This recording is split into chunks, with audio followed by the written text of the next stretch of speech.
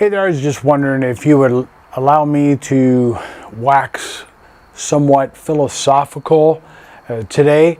I ran across a statement off of something I saw on Instagram.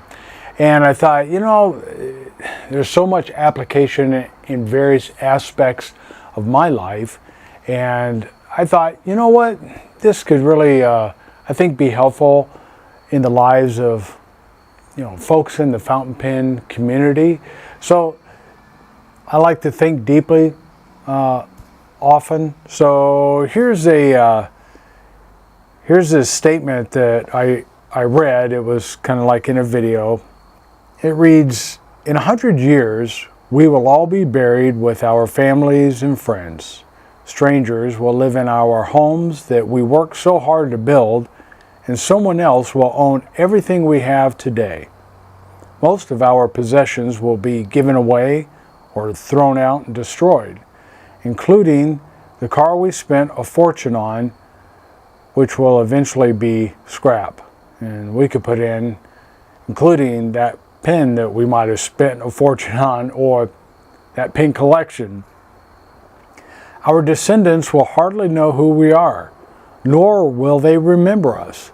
How many of us even know who our grandfather's father was?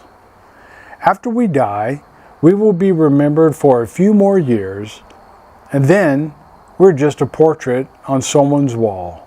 And a few decades later, our history, photos, and deeds disappear into history's oblivion. We won't even be memories." If we would pause one day to analyze these questions, perhaps we would understand how pointless it is for us to worry about 95% of the things that consume our minds daily. If we would only think about this, surely our approaches, our thoughts would change, and we would do things differently. Perhaps we would feel more free to enjoy ourselves and our lives that we are living. Take these thoughts into the rest of your day, this week, this year. And remember the saying, if it's not going to matter in 5 years, don't spend more than 5 minutes worrying about it. I thought that was so thought-provoking. And when it comes to our fountain pens, we enjoy our pens, and there's nothing wrong with enjoying the things that we have in life. But we have to keep them in perspective with more important aspects of our lives. And the things that we own, that we enjoy, pale in importance to the people who are around us, the people who are in our lives. And I thought, with this pen, I can leave some record of who I am for family to come behind me. Not that, it's going to be a big book and I'm going to be a historical figure and all that.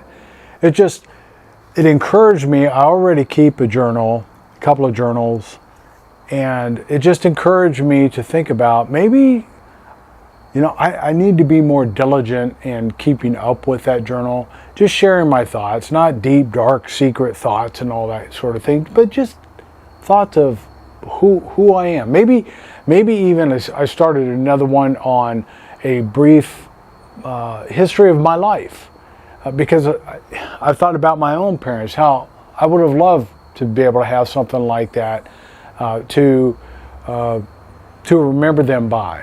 But not only for posterity's sake should we be using our fountain pens to write and about ourselves, about the world that we live in today, and so forth, for our children's children and their children.